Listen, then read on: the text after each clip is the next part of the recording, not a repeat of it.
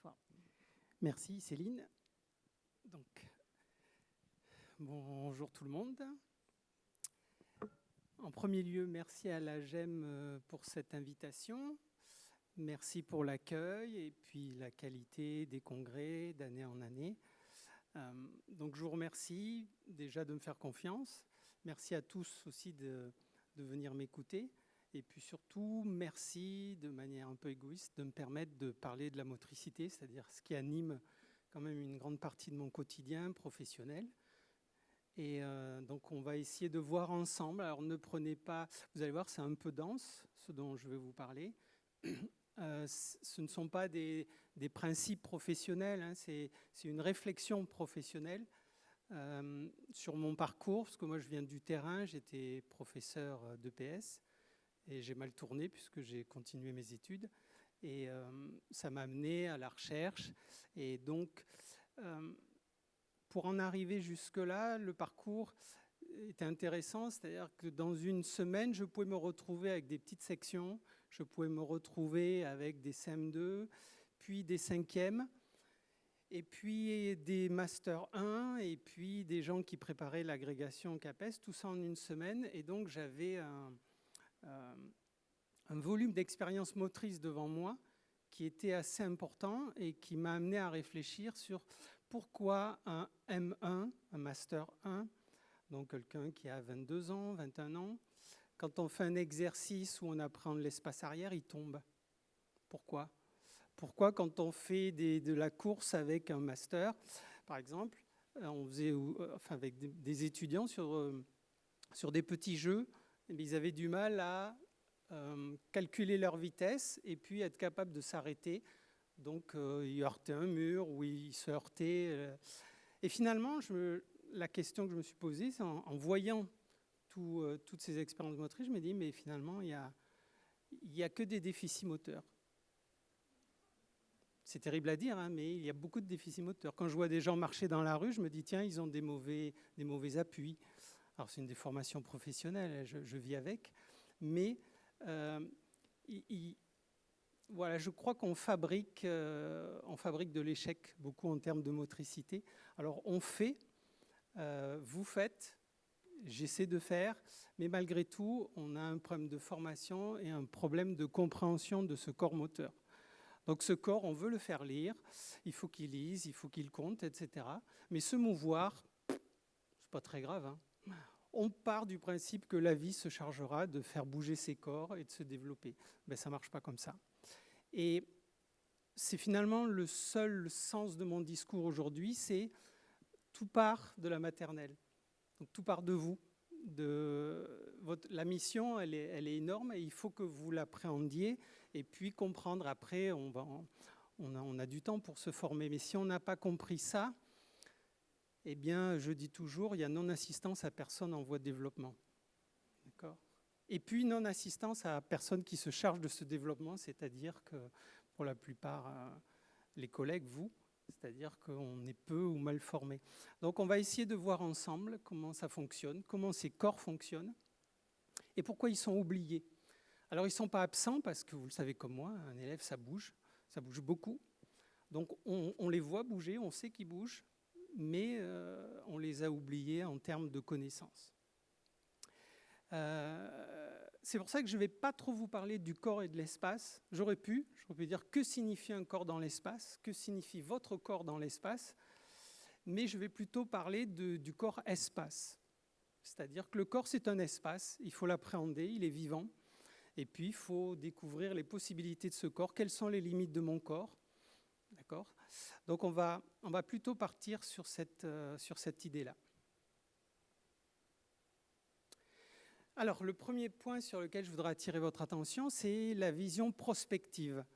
Il faut toujours voir loin, c'est-à-dire qu'on va agir à l'instant T, mais pour des années à venir. Pour moi, c'est vraiment un principe professionnel qui est incontournable et encore plus en motricité. C'est-à-dire que ici, vous avez toute une vie qui s'écoule. Et nous, on va intervenir à peu près à ce niveau-là. Et il faut comprendre Et puis croire que ce qu'on va faire là, à l'instant T, ça va servir pour toute une vie. Alors, il y a d'autres apprentissages. Mais en termes de motricité, on sait que vers 6-7 ans, on a notre motricité globale qui est fixée. C'est-à-dire que vous êtes le produit, et je suis le produit de mes 7 premières années. D'accord ? Ensuite, on va combiner, on va se débrouiller, on va mettre de l'intensité. D'accord ? Mais ce que vous allez faire, vous, pendant les 7 premières années, ça va être capital pour le devenir de l'enfant et de l'adulte. Alors, j'ai tendance à dire que les générations d'enfants qu'on a, ce sont des centenaires en puissance, on le sait. Il y a de plus en plus de centenaires. Et à chaque fois, je dis, si j'interviens sur un enfant de 2 ans, 3 ans, 4 ans, 5 ans, je le prépare pour les 95 années à venir. Donc c'est un sacré challenge quand même. Mais cette dame-là qui peut avoir des problèmes d'équilibration, est-ce que ça a été compris ici ? Est-ce que ça a été travaillé ? À quel niveau ? Quelle est la nature des appuis qui ont été travaillés ? Quelle construction a été faite ? Autre exemple, je gère de l'information, donc en visuel. Je peux gérer de l'information en vision centrale, comme le font les enfants, et puis il y a une vision périphérique. Est-ce que vous le travaillez ? À quel moment vous le travaillez ? Si on ne le travaille pas à cet âge-là, eh bien, on n'habitue pas le cerveau à gérer une certaine qualité d'information ou une nature d'information qui est différente que celle qu'il a l'habitude de traiter. Donc, quand on s'engage dans notre travail, il faut toujours penser loin. C'est-à-dire que ce que je fais à l'instant T va fonctionner pour toute une vie. Je vais équiper l'enfant pour toute une vie. Et c'est vrai. Donc cet équipement, il est fondamental. Et il est de plusieurs natures. Et il faut penser aussi en termes de curriculum, c'est-à-dire qu'il ne faut pas se mettre la pression en disant j'ai fait un parcours de motricité, j'ai encore plein de problèmes de déséquilibre. Ce n'est pas grave. Et il faut penser en petite, moyenne, grande section, CP. C'est les âges d'or où vraiment tout cela va être travaillé. Donc, on peut se donner du temps, mais après, on a une échéance quand même qui va faire que après, l'enfant sera limité dans sa motricité.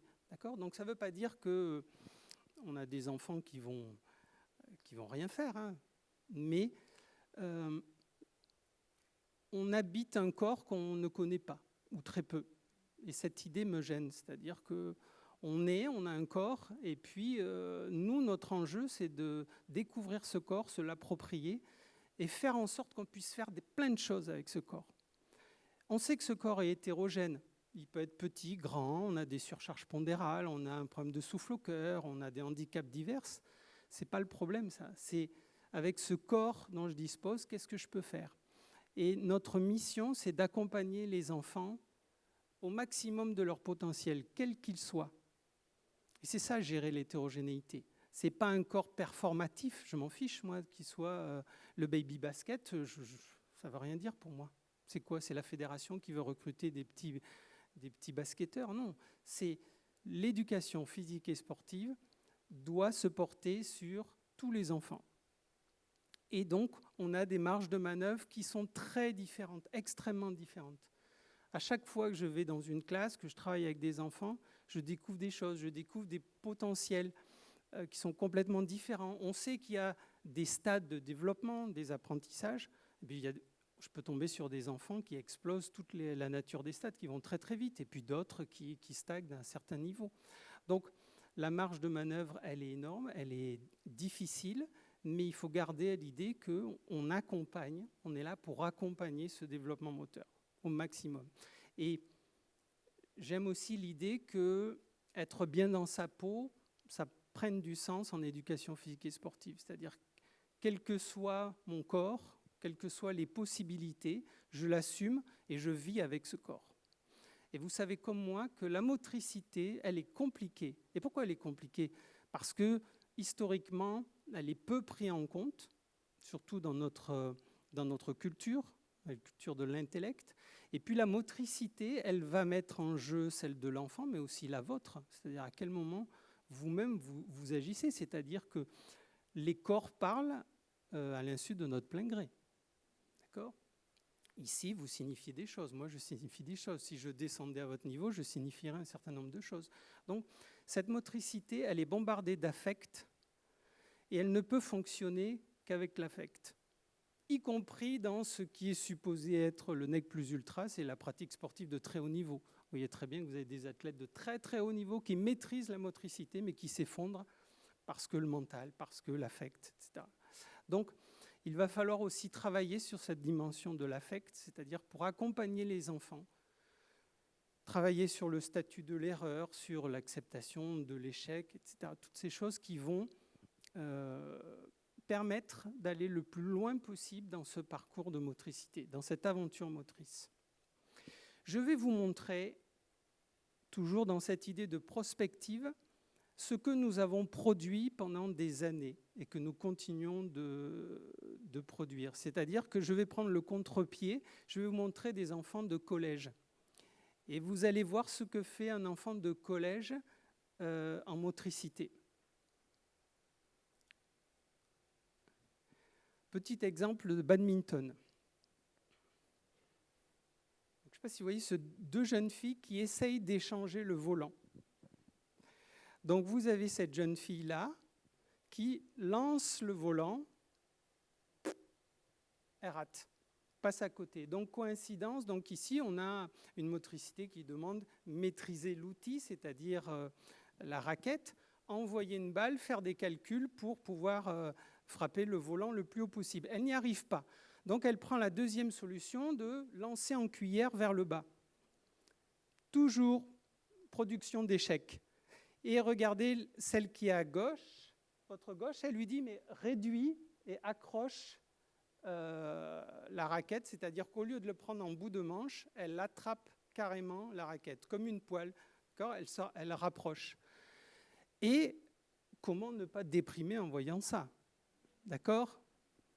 C'est-à-dire que c'est là que moi je suis rentré en analyse, c'est-à-dire que je voyais ça tous les jours. 6e, 5e, 4e, c'était l'éternel débutant, le malhabile. Et vous voyez ici qu'on a des calculs oculomoteurs, je lance, donc je suis capable de calculer une trajectoire pour frapper au point haut. Elle n'y arrive pas. Donc elle réduit cette charge-là et elle dit je vais juste le tenir et l'envoyer. Donc c'est juste, je prends le volant, la raquette et je frappe. Elle n'y arrive toujours pas. Et l'autre, idée géniale, elle dit mais attends, c'est comme si tu prenais ta main, tu augmentes la surface et on le frappe. Et voilà à quoi est réduit le badminton. Comment voulez-vous qu'il y ait un échange? À quoi sert le badminton dans ce cas-là? Et ici, vous avez des problèmes qui doivent être réduits dès la maternelle. Deuxième exemple, en tennis de table, vous avez 2 enfants qui font des échanges, donc des 5e. Observez surtout le petit en blanc. Et vous voyez, il travaille en piston. Il pousse toujours la balle en direction de la cible.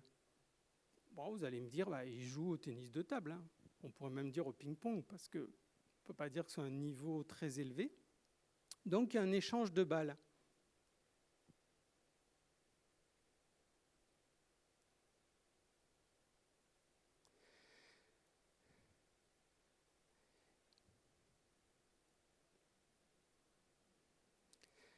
Ici, l'enfant rate. Alors vous allez me dire, pourquoi cette vidéo? Quand vous regardez le petit enfant sur votre droite, en blanc, il fonctionne comme un maternel. C'est-à-dire qu'il est en vision centrale. C'est-à-dire qu'il faut imaginer vos enfants avec des œillères. Donc en vision centrale, ils utilisent prioritairement parmi les sens, ils prennent la vision. Ils sont en vision centrale. Et tout ce qu'ils vont faire va être réduit à la vision centrale. C'est-à-dire qu'ils vont ramener systématiquement les objets en vision centrale. Alors c'est toute la construction, y compris affectif. Je ramène l'objet, c'est-à-dire quand on parle de décentration, là on voit bien qu'il y a une centration, on ramène l'objet au niveau du corps. Et cet enfant-là, il fonctionne en vision centrale, d'accord? Donc c'est un enfant qui a 12-13 ans. Hein. Il est en vision centrale et il renvoie la balle comme ça. Et il renvoie systématiquement en revers. Pourquoi le revers? Là, je suis sur un apprentissage de coup droit et je lui demande de jouer en coup droit. Mais vous imaginez bien que ici, j'ai la balle. moi, je me repère par rapport à ce que je sais faire, parce qu'il faut que je me rassure affectivement. C'est-à-dire que là, il me pose un problème moteur. J'ai besoin de voir l'autre, j'ai besoin de voir les deux plans de la table, j'ai besoin de voir le filet, j'ai besoin de voir la raquette. Et donc, je joue comme ça. Et là, je suis rassuré affectivement. Et quand je lui dis « passe en coup droit », il faut faire ça. Et quand je passe en coup droit, je dis « elle est où la balle ?» Elle est là. Et là, attends, je ne peux pas voir l'autre, je ne peux pas voir la raquette, je ne peux pas voir le plan de ma raquette et prendre tout ce type d'informations. Je ne peux pas gérer ça. Donc, je repasse en revers, où là, je suis sécurisé. Ou alors, des fois, j'ai des enfants qui trichent, c'est-à-dire que le coup droit, ils me le ramènent comme ça. Ils poussent comme ça. Ils disent « t'as vu mon coup droit ?» Je dis « oui, magnifique. » Inefficace. Alors, l'idée, c'est pas, encore une fois, c'est pas la performance, c'est pour vous montrer que ça, c'est le quotidien des professeurs d'éducation physique et sportive. C'est-à-dire qu'ils gèrent les manques. Et c'est compliqué, c'est trop tard. C'est-à-dire qu'ici, cet enfant, il a un tel déficit en termes de gestion, de prise d'information, de prendre l'information et se décaler. Vous voyez que cet enfant, il est en vision, donc il prend des informations extéroceptives, excusez-moi pour le gros mot, c'est d'informations qui me viennent de l'extérieur, et moi je veux qu'il prenne de l'information qui vienne de son corps propre, proprioceptive. Et vous voyez que si je joue ici, là je ne vois pas la balle. Donc comment je peux avoir de l'information ? L'information, elle va être tactile, elle va venir de ma main. Donc ici, je vais tenir la raquette, je peux orienter le plan de raquette, je n'ai pas besoin de savoir. Je prends l'information utile, et là, c'est mon corps qui m'indique où est ma raquette, et puis l'intensité, l'effort que je peux faire. Donc, encore une fois, ce qui est important, c'est l'incapacité qu'a cet enfant à gérer de l'information multiple. D'accord ? Et ça, pour moi, c'est un des objectifs prioritaires de la maternelle, c'est-à-dire passer d'une prise d'information extéroceptive à une prise d'information proprioceptive. C'est-à-dire la capacité à gérer son corps par rapport aux informations qui me sont envoyées.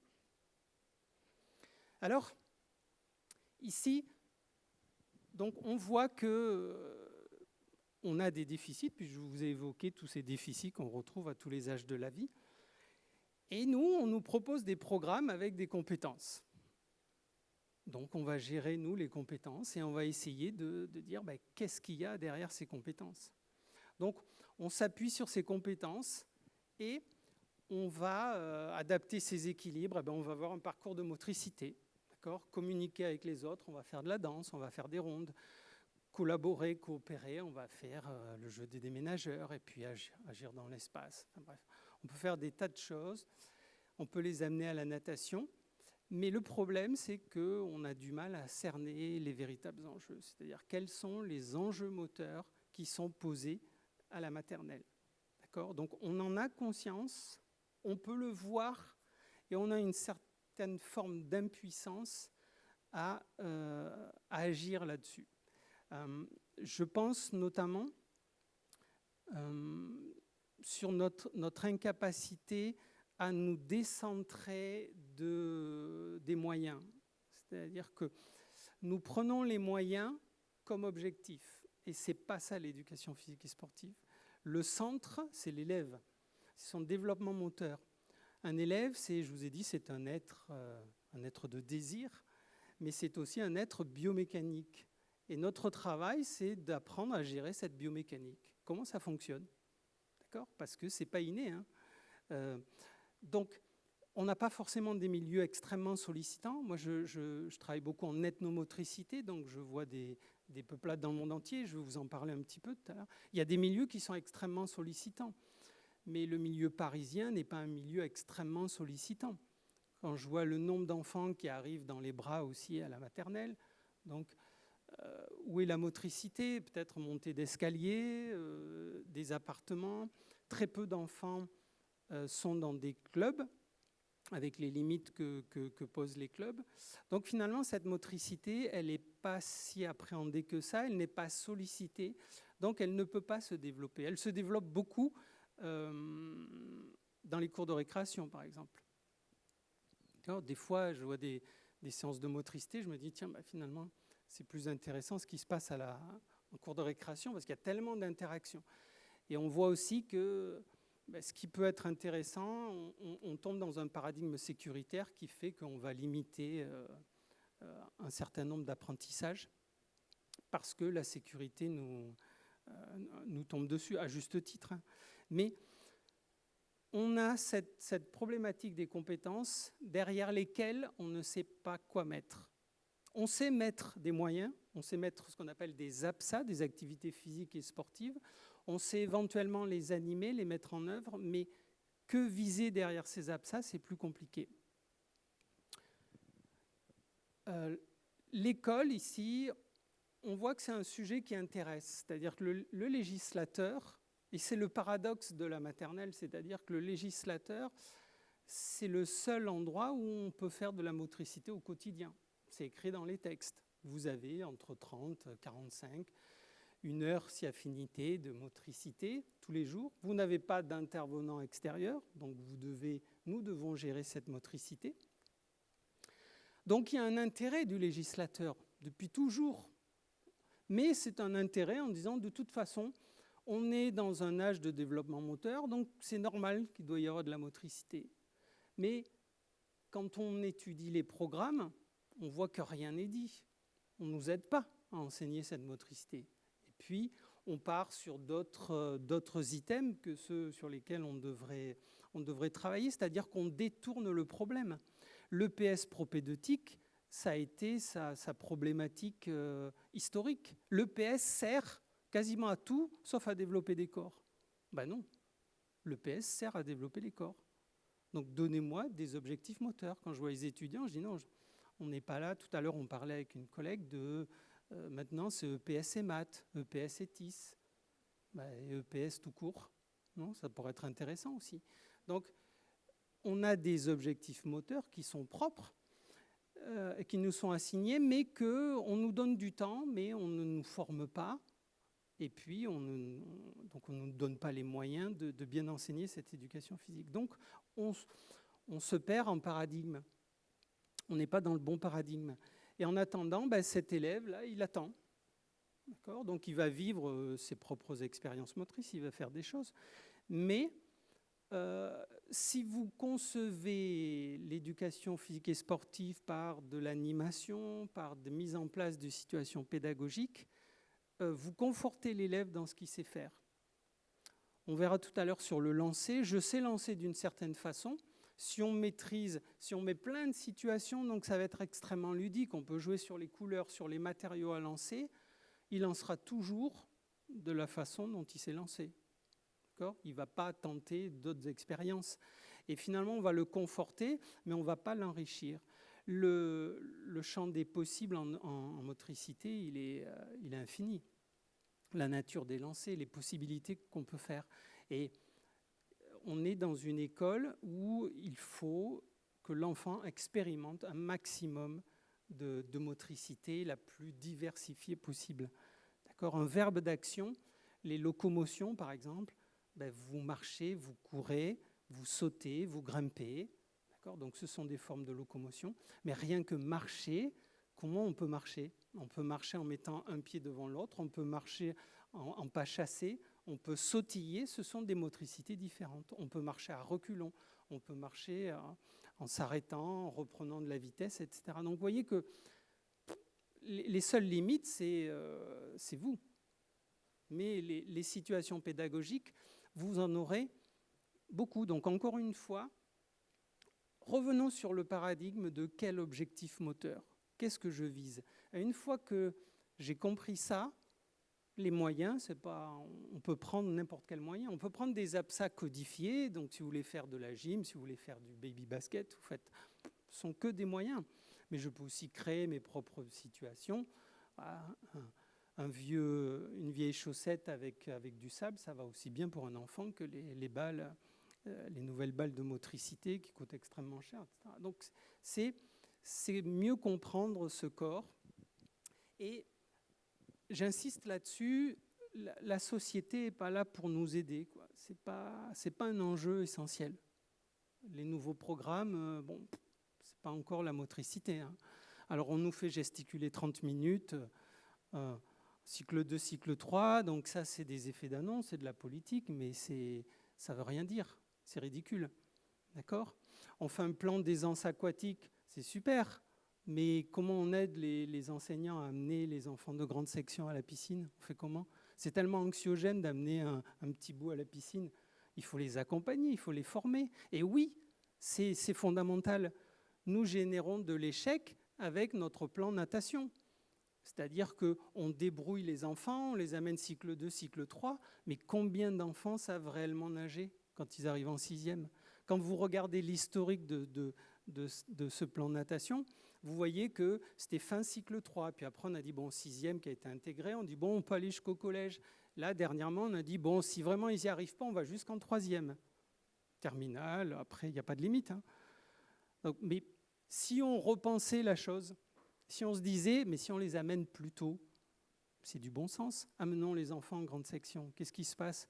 Pourquoi on passe d'un milieu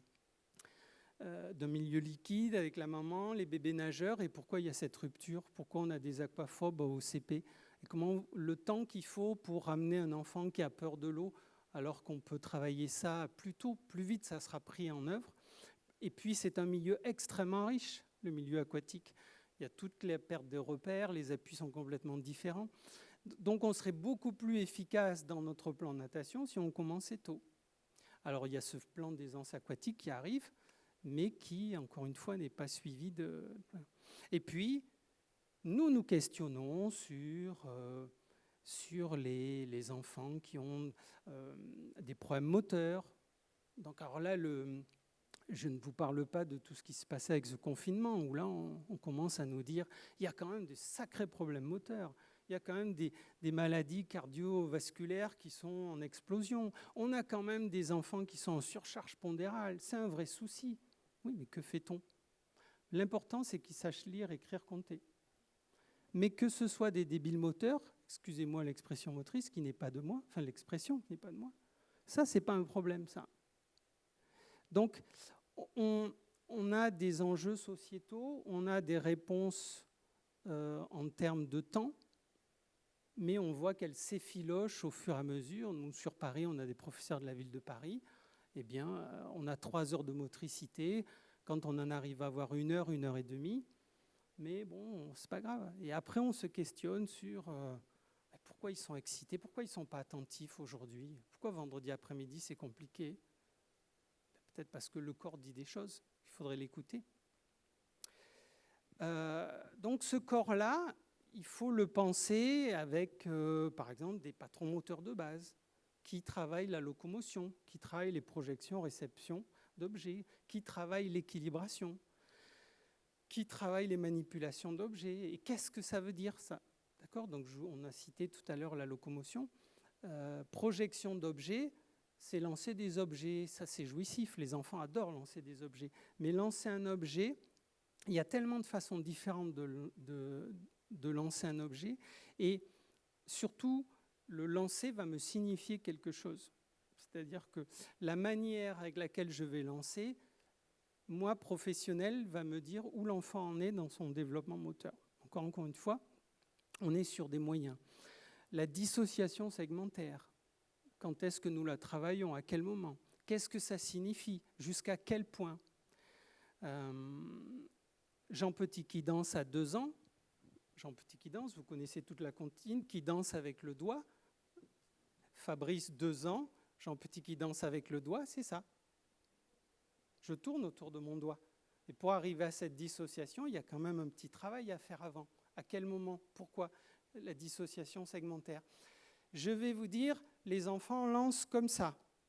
Pour rappeler la démonstration, vision centrale, j'ai l'objet devant moi et je lance comme ça, je suis rassuré. Donc je peux lancer comme ça, je peux lancer comme ça. Je peux mettre une caisse et je dis, regarde, je travaille le lancer en précision. Donc l'enfant lance comme ça. Je travaille que le haut du corps.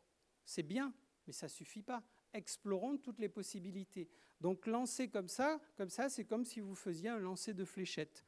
Donc là, on n'a pas besoin de force. Si je veux intégrer de la force, un enfant de 4-5 ans, je vais lui dire, on va lancer loin. Pour lancer loin, il va éventuellement lancer comme ça. Je vais dire, la meilleure réponse biomécanique qu'on a trouvée, c'est celle-ci. C'est lancer en bras cassés. Donc je crée de la force et je lance le plus loin possible. Donc, on va mettre en place des situations de lancer loin pour l'apprentissage de lancer loin. Mais vous voyez bien que lancer loin, ce n'est pas parce que je mets des situations de lancer loin, vous allez voir tout à l'heure, du lancer loin chez des enfants, on va avoir ça.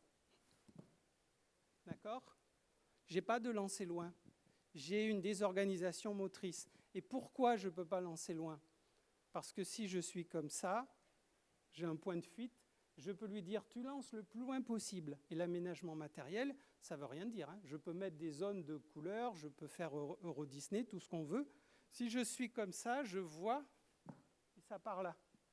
Donc il y a une organisation motrice. La première, c'est il faut un point de fixation, il est là. Donc vous allez voir toutes les photos que je trouve sur Internet, c'est ça, lance comme ça. Donc ici, je ne peux pas maîtriser. Et quand je lance comme ça demande toute une dissociation segmentaire. C'est-à-dire que j'ai construit l'épaule, j'ai construit le coude, j'ai construit le poignet, les doigts avec la tenue de l'objet. La tenue de l'objet va être importante. Donc vous voyez qu'un grand section qui arrive, qui se place comme ça, qui lance là, ce n'est pas la performance qui m'intéresse. C'est qu'est-ce que ça dit de cet enfant. Il est en dissociation segmentaire la plus fine possible. Il est capable de transmettre de l'énergie à son corps pour lancer le plus loin possible. Et en plus, il prend de l'information proprioceptive avec sa main.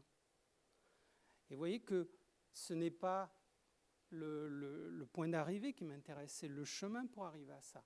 Mais la situation ne vous aidera pas. Ce n'est pas parce que je tends un fil que l'objet va passer dessus.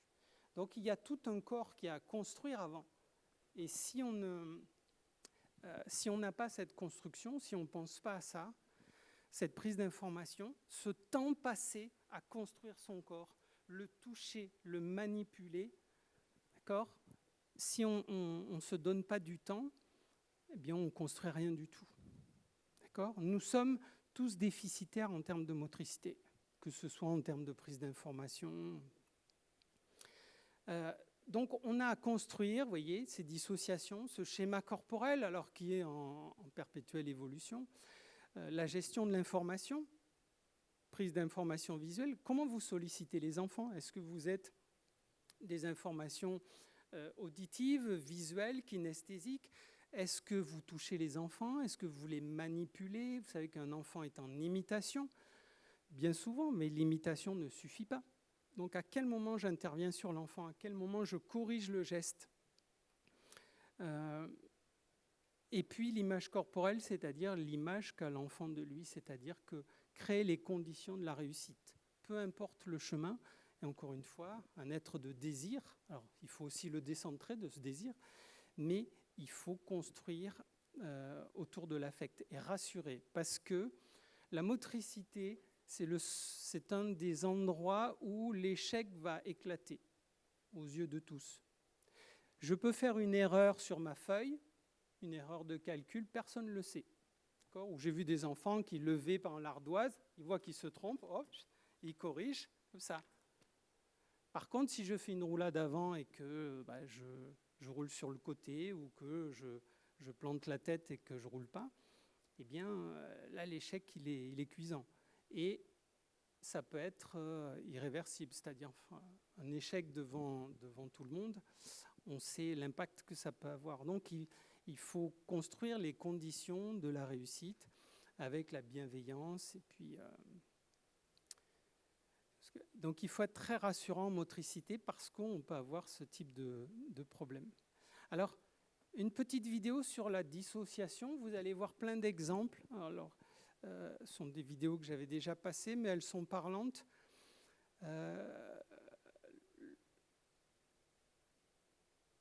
Je pars du principe que l'échauffement n'a aucune utilité physiologique, on le sait. Les enfants vont commencer à se blesser plutôt vers le cycle 3, donc physiologiquement, ça ne veut rien dire.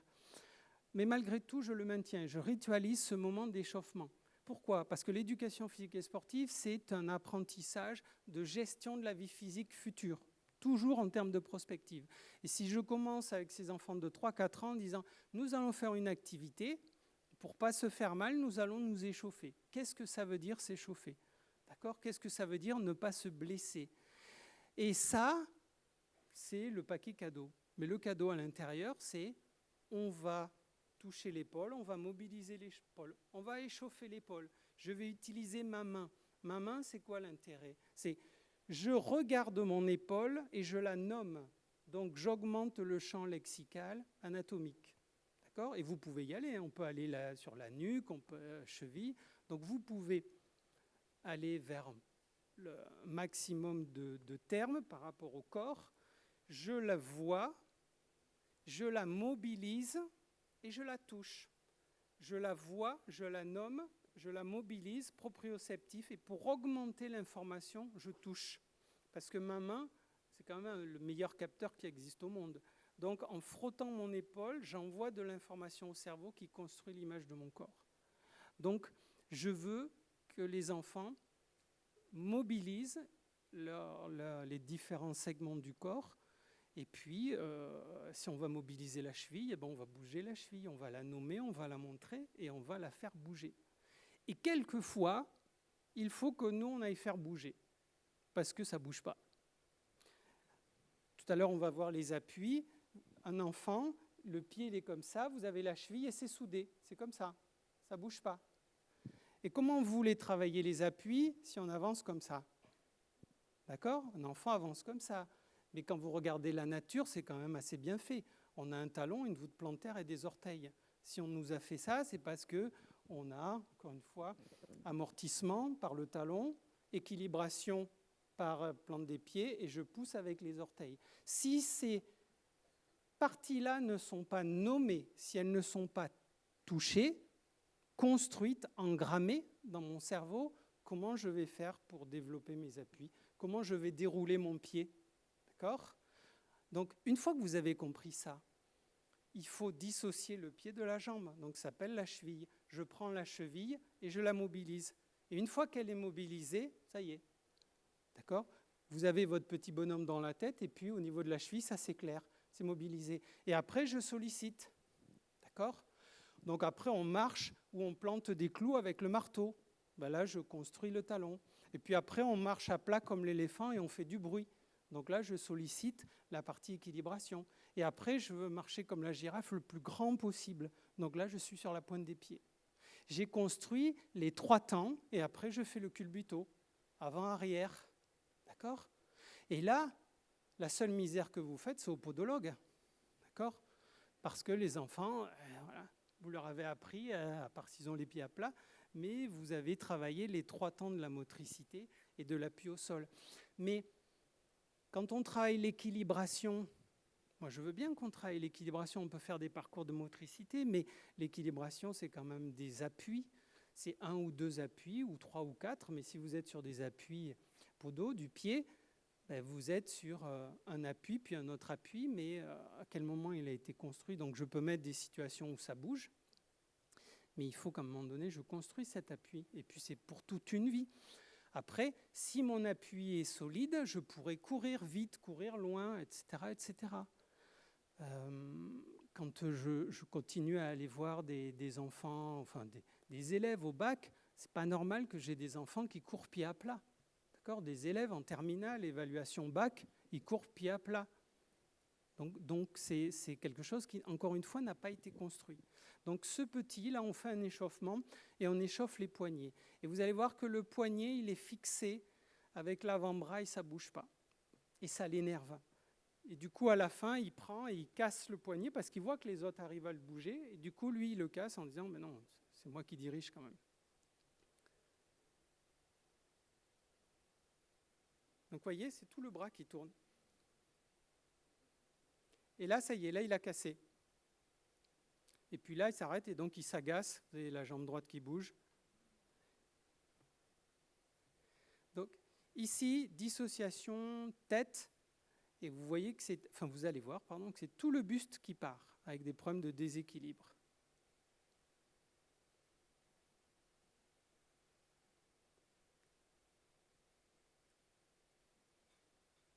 Donc Donc là, on travaille sur l'épaule. Ici, pareil, avec un problème de déséquilibre.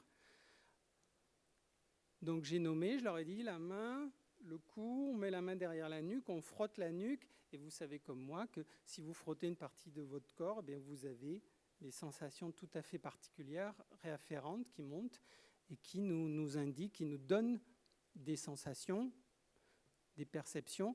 Et donc ici, on essaie de dissocier le haut du corps, la tête, et puis on voit que ça pose quand même des sacrés problèmes d'équilibre. Ici, vous allez voir, c'est un peu mieux. Vous avez une tête qui bouge.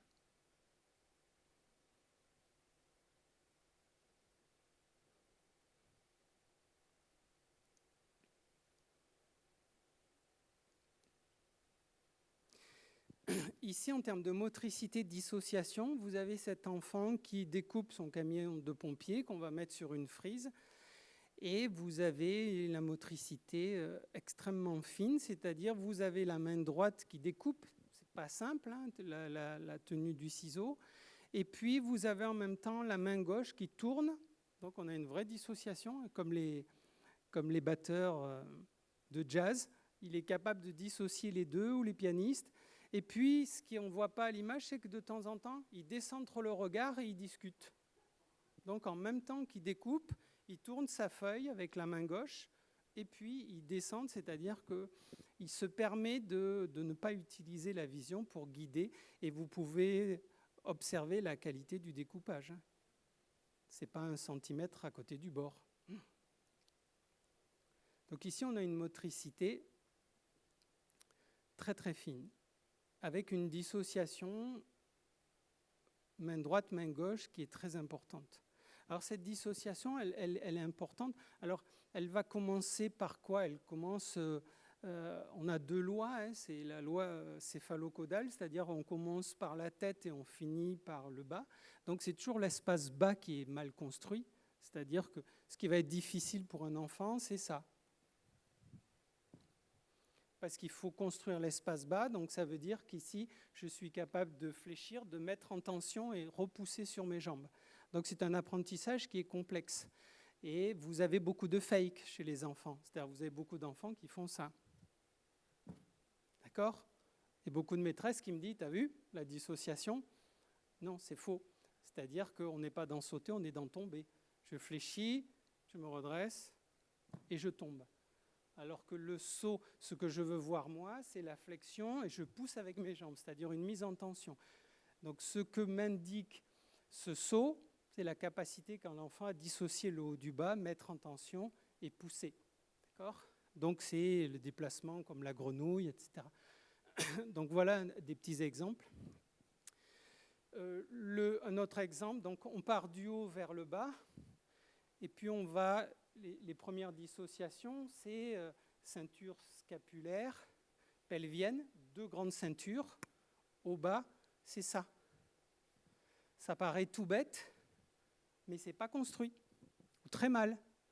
Quand vous voyez des petits basketteurs à 2 dans un gymnase cours de PS, on fait monter 2 balles à 2, donc vous imaginez, enfant à droite à gauche avec un ballon, je dis vous driblez et vous vous faites une passe. J'ai quelquefois ce type de réponse. Ils se mettent en face, et ils se mettent en pas chassé. Pourquoi ? Parce que ça, ils ont du mal à l'appréhender. D'accord ? Ou alors, ils vont faire ça, et au moment de faire la passe, ils se mettent vers l'autre. Alors que je demande ça. Je demande cette dissociation. Si vous voulez faire du rugby, ici, j'ai cette dissociation. D'accord ? Et vous avez encore des 6e, des 5e qui n'ont pas travaillé et qui n'ont pas acquis cette dissociation. Quand est-ce que nous la travaillons? En maternelle. Quand on fait le jeu des déménageurs, c'est bien, on peut amener un objet, le ramener, il n'y a pas de souci. Si on fait un déménageur, on peut aussi se passer des objets, relais. Et si on fait la chaîne des pompiers, vous avez des objets, je prends l'objet ici, je le transmets. Si vous laissez faire l'enfant, vous allez avoir ça. Il prend l'objet et il le donne à l'autre. Rappelez-vous, vision centrale, mon corps monolithique, je prends et je ramène, et je donne. Ça, je sais faire. Maintenant, apprends-moi autre chose. Je vais t'apprendre ça. Ça, c'est fixé, ça ne bouge pas, ça pivote. C'est tout bête, hein, mais je construis le haut, le bas. Je dissocie la ceinture scapulaire de la ceinture pelvienne. Après, je peux jouer au basket, je peux jouer au handball, je peux être international de handball et enchaîner des patrons moteurs. C'est quoi un athlète de très haut niveau, le handballeur qui sont champions du monde chez les Français quand il était? C'est quelqu'un qui prend une balle, réception d'objet, patron moteur, réception d'objet. Il part en dribble, locomotion avec manipulation d'objet. D'accord ? Il prend son impulsion, donc c'est une forme de locomotion, l'impulsion, et il tire avec 2-3 feintes par rapport au gardien, et c'est projection d'objet. C'est quoi ? C'est juste un ajustement, une coordination de patron moteur, mais avec une vitesse, une densité et une force qui est propre au très très haut niveau. Mais quand je regarde un athlète de très haut niveau, je vois ce qui a été construit à l'enfance. Et qu'est-ce que ça devient à très très haut niveau ? Ça devient un sportif de haut niveau, ça devient un sportif du dimanche, ça devient un artiste extraordinaire ou des gestes professionnels. Je suis très sensible aux gestes professionnels. Quand je vois des gens, les positions dans lesquelles ils se mettent et l'habileté dans les gestes professionnels, bon, Moss en a parlé, hein, tout ça sont des conduites motrices tout à fait particulières, mais qui traduisent aussi d'une construction motrice qui a été faite au préalable, avec des sollicitations.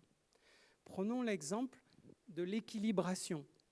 Ici, je vous ai mis à gauche donc, cette jeune fille qui traverse. Donc, vous connaissez tous un tapis et puis je mets tout le matériel dont je dispose. Soit je le mets en bazar et puis je dis aux enfants, donc vous traversez la zone. Et puis je fais quoi ? Je fais de la locomotion et je pose des problèmes d'équilibration aux enfants.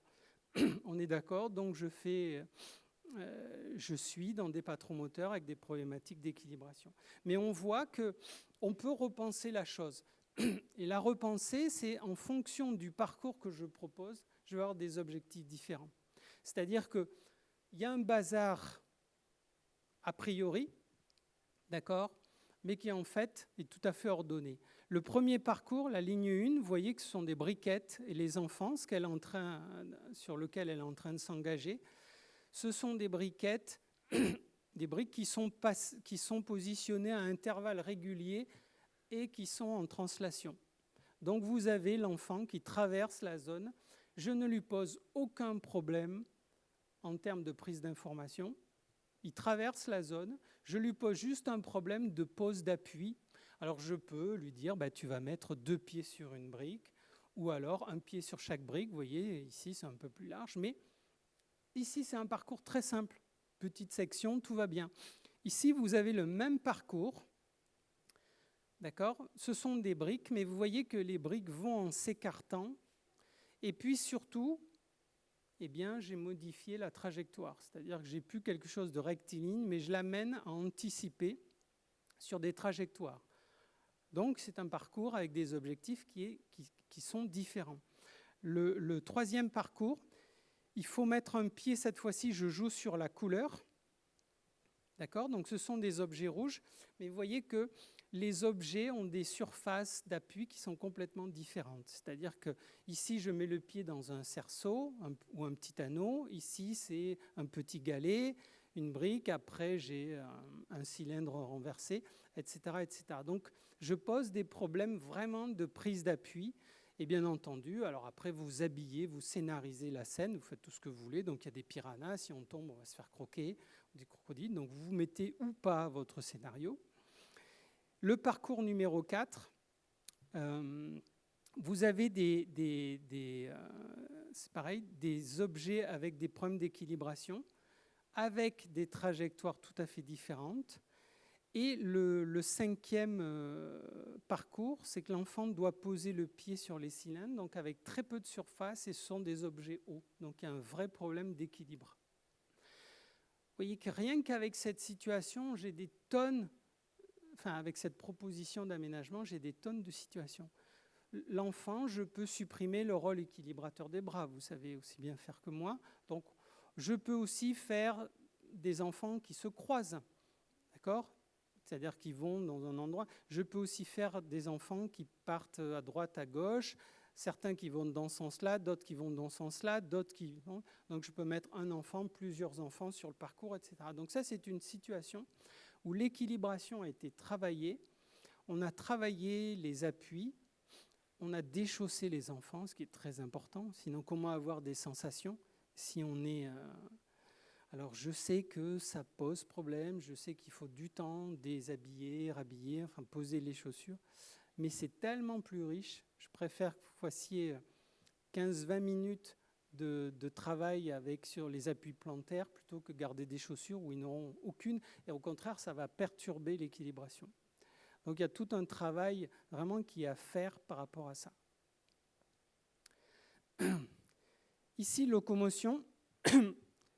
Donc petite section, et vous avez cet enfant qui pose des appuis, et vous voyez comment la cheville est fixée au sol, enfin au pied, à la jambe, pardon, et on a un appui pied à plat.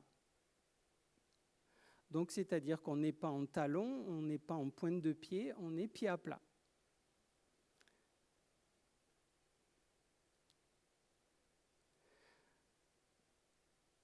Donc je l'avais déjà signalé pour l'anecdote, cette petite fille, je lui demande « indique-moi où est ta cheville », pas trop, et après elle me montre le pied. Et en fait, elle ne savait pas nommer la cheville et elle ne savait pas la mobiliser. Et donc, on est parti de la poutre, d'accord ? Et puis on a commencé à voir comment le pied était fait, et puis on a commencé à essayer de marcher sur le talon, etc. Puis on a commencé à mobiliser la cheville, et puis d'un seul coup, sa cheville s'est mise à bouger. Donc on venait de construire mentalement cette articulation qui n'était pas faite. Mais si je laisse, elle va continuer à marcher comme ça pendant très longtemps. Ici, vous allez voir, on a des appuis qui sont complètement déstructurés. Vous avez un pied droit qui est à plat et vous avez un pied gauche qui est soit en bord extérieur du pied. Regardez comment elle pose l'appui. Elle le pose sur la pointe des pieds. Ou alors, ici on va le voir, elle est carrément en extérieur.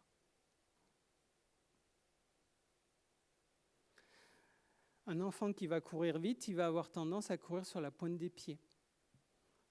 C'est pas bon. Et pourquoi ? Parce qu'il a la sensation qu'il va vite. Et c'est normal parce que l'information qui lui provient de son corps, c'est quand je cours sur la pointe des pieds, c'est là où je me sens aller le plus vite possible. C'est normal, c'est la phase de propulsion. C'est-à-dire que je vous ai dit, le talon amorti, pied à plat, je m'équilibre. Et quand je pousse avec la pointe de pied, c'est ce qui me projette vers l'avant. Donc spontanément, ils vont se mettre sur la pointe des pieds. Et là, ça va poser problème, donc il va falloir nous déconstruire ça. Même si c'est une vérité, les sprinteurs, quand vous regardez, les pointes, elles sont devant, mais ils ont quand même les 3 phases avec des niveaux différents. Et vous avez cette petite fille, belle métaphore de « je grandis en motricité », c'est « je prends mon envol ».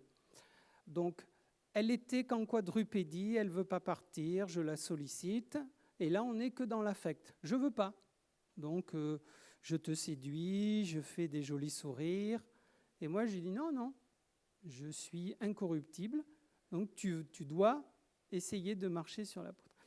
Et vous allez voir, je garde toujours cette vidéo parce que je trouve que c'est une belle métaphore où vous allez la voir grandir sous nos yeux. C'est-à-dire qu'elle va poser ses appuis. Vous voyez que là, elle est en 4 appuis, donc la quadrupédie, c'est pas mal parce que j'ai un bon équilibre. Et là, vous voyez, elle hésite, et là, c'est juste de l'encouragement. Et regardez les principes d'équilibration. J'écarte mes bras. Je me rhabille. Et c'est parti. Et là, je viens de grandir sous tes yeux. Avant, je ne faisais pas, maintenant, je fais. Et ça, c'est le miracle de l'apprentissage moteur. Et là, je peux vous dire que l'équilibration, il y est partout. Regardez les bras, regardez le travail qu'elle fait. Et vous avez le regard qui est entièrement mobilisé sur où est-ce que je pose mes pieds. Et nous sommes dans les prémices de la locomotion et de l'équilibration. C'est mon pied chasse l'autre. Et vous voyez qu'elle utilise toute la surface du pied, c'est-à-dire que le plus à plat pour conserver. Et justement, là, je suis en proprioception, c'est-à-dire que mon pied me donne un maximum d'informations sur comment m'équilibrer. Et mon objectif, c'est qu'elle se mette dans le sens de la marche, et qu'elle décentre son regard, c'est qu'elle utilise son regard pour autre chose. Et ses pieds lui indiqueront la marche parce qu'elle aura construit l'appui et que les informations plantaires lui indiqueront son équilibre. Et vous allez voir que là, elle commence à se mettre comme il faut. Vous voyez, elle est passée du pas chassé. Là, elle se met dans l'axe et elle commence à avancer un tout petit peu. Donc, imaginez ce qui peut se passer dans sa tête, le travail que ça demande et l'énergie surtout. Et c'est parti. C'est gagné. Et là, vous allez voir cet enfant qui lui défie les lois de l'équilibre, c'est-à-dire un corps qui est en perpétuel déséquilibre. Ça bouge dans tous les sens. Donc là, on voit que le haut du corps n'est absolument pas stabilisé. Et vous avez un indicateur, c'est observer ses doigts complètement crispés. Il n'y a aucun relâchement. Regardez les mains, comme elles sont complètement crispées. Et vous voyez que les appuis sont très déséquilibrés. Et là, vous avez un petit balancé du haut du corps. Donc on est bien dans une situation de locomotion, on est bien dans une situation d'équilibration. Et là, vous avez une poutre plus fine, plus haute, et vous avez un apprentissage qui est parfait. C'est-à-dire que les bras jouent leur rôle d'équilibrateur. On a une dissociation. Les bras s'éloignent du corps, donc je vais pouvoir lancer loin, je vais pouvoir faire plein de choses. Et puis on a des pieds qui sont bien posés, on a un équilibre tout à fait correct. Donc là, on a bien travaillé.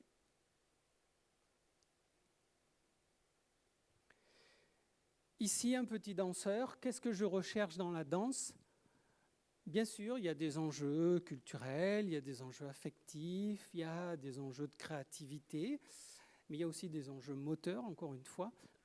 Que me dit la danse en termes de dissociation et qu'est-ce qu'on peut faire ? Et vous voyez que notre corps bouge dans un espace, plusieurs plans, frontal, sagittal, transversal. Et je vais utiliser le foulard pour ma créativité, mais aussi pour la capacité à me montrer ce que je sais faire. D'accord ? Et un indicateur pour vous, c'est est-ce que le foulard est capable de bouger dans un plan transversal ? Est-ce qu'il est capable de bouger dans un plan frontal et dans un plan sagittal ? D'accord ? Parce que si je peux atteindre ces trois plans, ça veut dire que j'ai la motricité qui est adaptée pour aller sur ces trois plans. Exemple, 2 danseuses, vous allez voir la première danseuse, il n'y a aucune dissociation, il y a juste le haut du corps qui bouge. On est dans, vous savez, les saisons, la feuille doit bouger, c'est l'automne, et puis on essaie, tant bien que mal, de bouger cette satanée feuille. Et vous allez voir qu'on a 2 appuis au sol très solides et on a du haut du corps. Et vous allez voir à l'opposé la deuxième danseuse qui mobilise ses objets dans son objet dans tous les plans. Et surtout, regardez sa construction corporelle. C'est-à-dire en termes de dissociation, elle va jusqu'au travail de la pointe des pieds, de même âge, même classe, et 2 constructions motrices diamétralement opposées. 2 mouvements de feuille. Un mouvement de feuille derrière la tête. On peut se pencher beaucoup comme ça. Beaucoup. Un autre mouvement de feuille. Un autre mouvement, un deuxième mouvement. Je ne vais pas en faire 2. Celui-là était très bien, assieds-toi. Mouvement de feuille.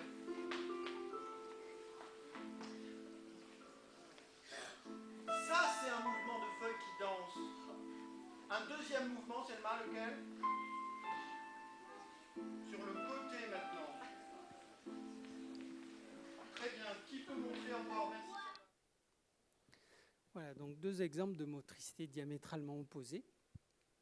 Alors la question qu'on peut se poser, c'est si c'est une petite danseuse, bien comment se fait-il que ce soit le club de danse qui arrive à construire une telle motricité que nous, on n'y arrive pas ?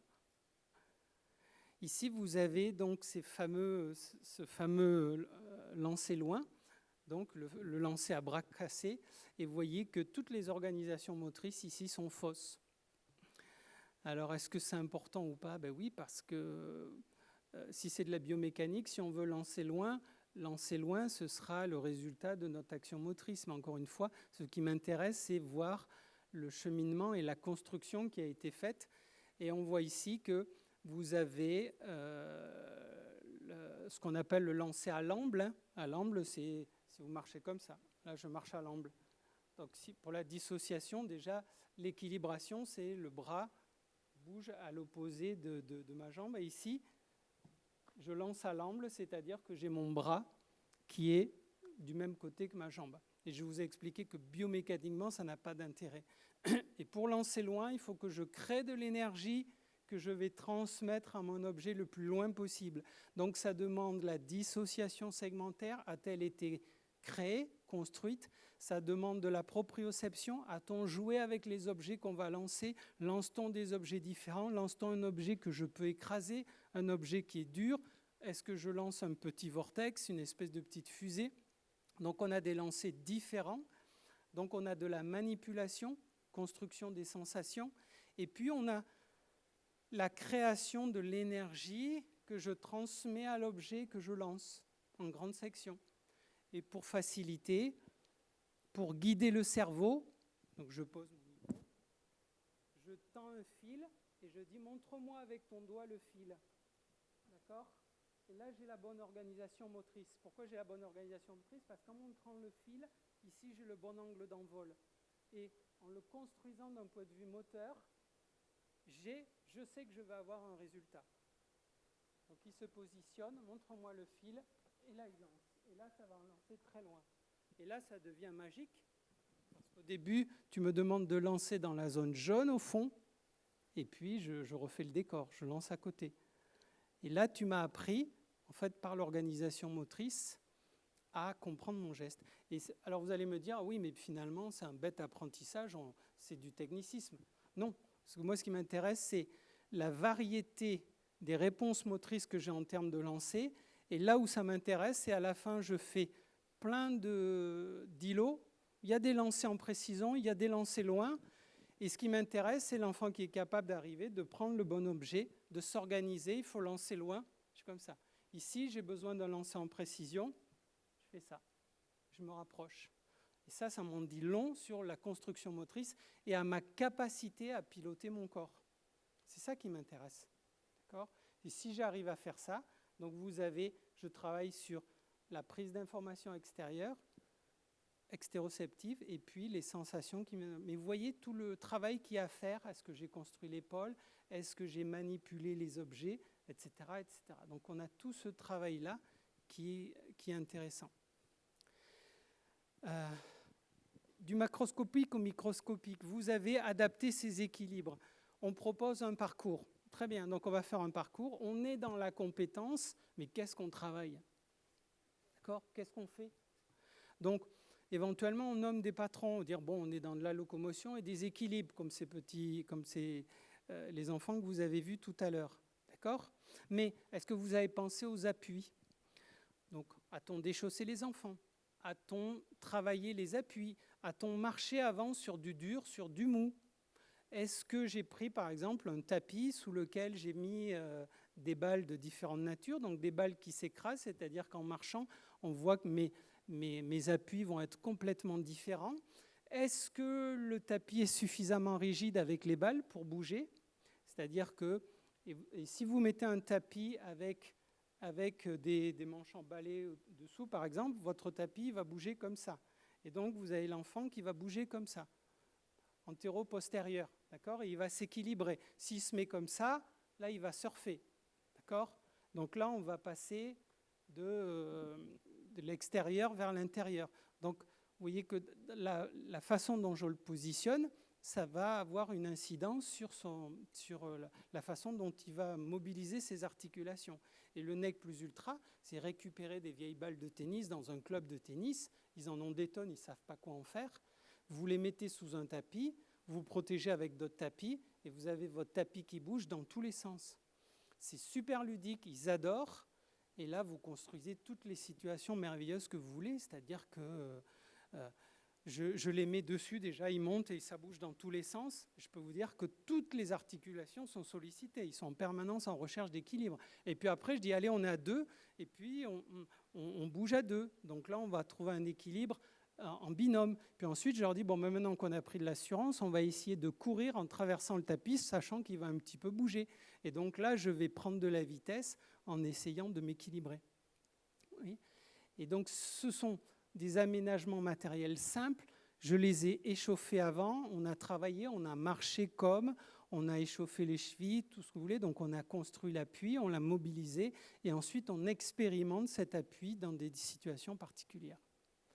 N'essayez pas des enchaînements de patrons, c'est un peu tôt. C'est-à-dire, par exemple, le lancer, parce que ça serait quoi l'étape ?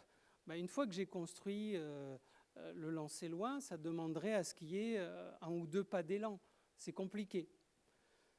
Certains y arrivent, mais l'enchaînement de patrons moteurs, il arrive un peu plus tard. C'est la capacité à enchaîner, par exemple, une locomotion avec une projection. Et ça s'appelle la prise d'élan et je lance. D'accord ? Si vous demandez à un enfant, tu cours et tu sautes, eh bien il va courir, il s'arrête et il saute. Donc il n'y a pas d'enchaînement, parce que c'est compliqué. Donc on n'est pas obligé de viser ce type d'apprentissage, qui viendront plutôt au cycle 2. Alors, ici, je vous ai mis, marcher ne consiste pas à se déplacer d'un point vers un point B, c'est faire du chemin, et c'est tout le sel de notre métier, c'est cet apprentissage, c'est cet accompagnement. Et c'est un accompagnement, encore une fois, on est de la petite section, moyenne, grande section, on se donne du temps, on a des cycles, on a des séquences, et une roulade de cette petite de cycle 2. Pose tortue, pose escargot et pose girafe. Donc, on revoit le travail. Ici, elle est capable donc d'avoir une flexion. Elle est capable d'avoir le bon écartement, menton-poitrine. Donc, on a travaillé, on fait le dos rond comme le petit chat. D'accord ? Ensuite, et la poussée des jambes existe. D'accord ? Il n'y a pas de dissociation, donc elle va pas planter les choux. Pose escargot. Pose escargot, et elle a l'équilibration pour se redresser. Alors, qu'est-ce que ça me dit ? Ça, c'est pourquoi je vous ai dit marcher ne consiste pas. C'est pas la roulade avant qui m'intéresse, c'est qu'est-ce que ça demande. D'accord ? Qu'est-ce qui a été construit en termes de patron moteur, de dissociation segmentaire. Et vous voyez que là, l'équilibre est bon, la poussée est bonne, c'est-à-dire que cet enfant est là. Et n'oubliez pas aussi qu'il y a un certain nombre d'interdits ou de choses bizarres que l'on ne fait pas, c'est l'espace arrière. Alors, je vous le dis solennellement, il n'est pas interdit de travailler l'espace arrière. D'accord ? Vous n'êtes pas à la faute si vous travaillez la roulade arrière ou si vous faites marcher des enfants à reculons ou courir à reculons. D'accord ? Si vous veniez au gymnase à Paris, à l'UFM, quand je fais des exercices de courir en marche arrière avec des étudiants, vous seriez effarés. Ils tombent. Ils tombent. Pourtant, je leur dis, vous avez bien compris comment ça fonctionne. Ne mettez pas de vitesse, allez-y tranquillement. Et quand on construit des jeux, par exemple, le jeu de la balle assise, donc je dois toucher mon adversaire avec la balle, eh bien vous avez systématiquement des comportements de maternelle, des enfants qui courent comme ça, et qui hurlent. Je leur dis, mais peut-être qu'il serait plus intelligent de regarder, d'être face au tireur et d'essayer de reculer, parce que si en plus on met la règle de quand j'attrape la balle, que je gobe, j'élimine le tireur, là c'est vas-y, de toute façon je suis mort, donc j'espère juste que tu vas rater. Et pourquoi ? Parce que l'espace arrière n'est pas construit. Donc la roulade arrière n'est pas construite. On en parlait tout à l'heure, à midi, avec un collègue aussi, qui accepterait de se laisser partir en arrière dans l'eau. Vous savez que c'est un milieu, vous savez que vous partez du bord, vous savez que vous risquez rien, mais vous avez une appréhension. Parce que, encore une fois, il y a des plans, il y a des espaces qui ne sont pas construits. Et nous, on est là pour explorer un maximum de choses de manière à ce qu'ils soient riches de ces expériences et qu'ils aient donc une construction motrice la plus élaborée possible au maximum de leur potentiel. Je finis là-dessus. sur ces motricités. N'oublions jamais que nous sommes le produit de notre action culturelle, donc du rôle parental, d'accord, et ça nous dit extrêmement de choses, les postures des enfants, en fonction de leur culture d'accueil. Je regarde la maîtresse dans les yeux ou au contraire, je détourne le regard. Le rôle de la maman qui ne va pas rentrer dans la salle ou qui au contraire va rentrer dans la salle et puis que vous avoir du mal à dire bon maintenant madame il va falloir sortir ou monsieur. D'accord ? Donc vous avez des comportements qui sont de toute façon surinvestis par les enfants. On sait que les phobies par exemple aquatiques sont liées aux peurs parentales de l'eau. Donc je dis toujours aux étudiants, quand vous aurez des enfants, mettez-les si vous pouvez dans la baignoire, amenez-les à la piscine, rassurez-les, parce que si maman a peur, c'est que c'est forcément un milieu anxiogène.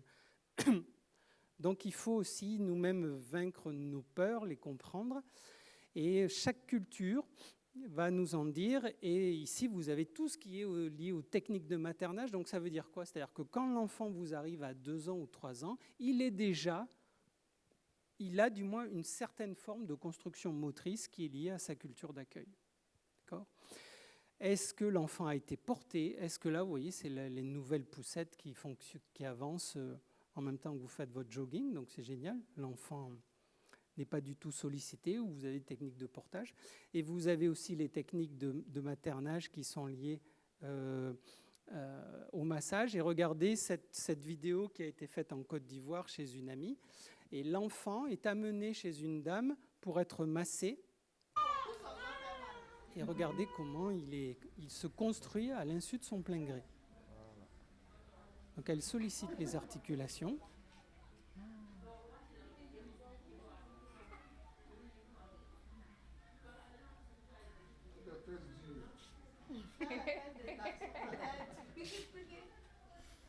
Elle est moule.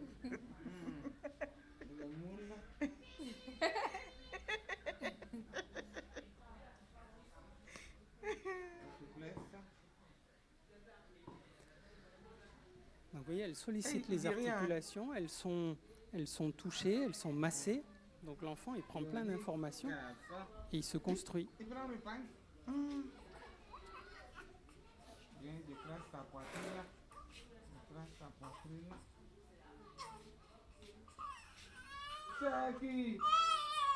C'est qui?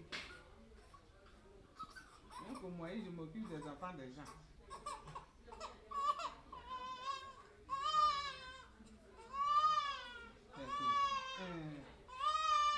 Allez, des hommes, le ça. Moi, je suis partie, on dit non, quand elle s'est passée, on ne peut pas m'embrasser.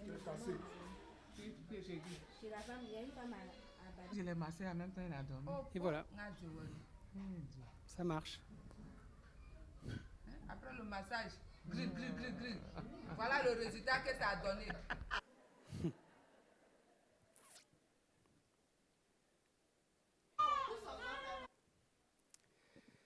Donc pour lancer Madame Munch, parce que je sais que je suis en vedette américaine avant elle, donc elle nous a dit que la réussite scolaire n'est pas un but en soi, mais un moyen pour faire des êtres humains qui s'accomplissent. Donc moi, je m'inscris complètement là-dedans. Et sur cet enseignement de la motricité, c'est l'accomplissement, c'est l'acceptation de son corps, des possibilités qui vont avec. Et donc pour cette fluidité, cette inclusion qui est nécessaire à l'école, mais aussi pour le futur adulte, le citoyen. Merci à vous. Merci.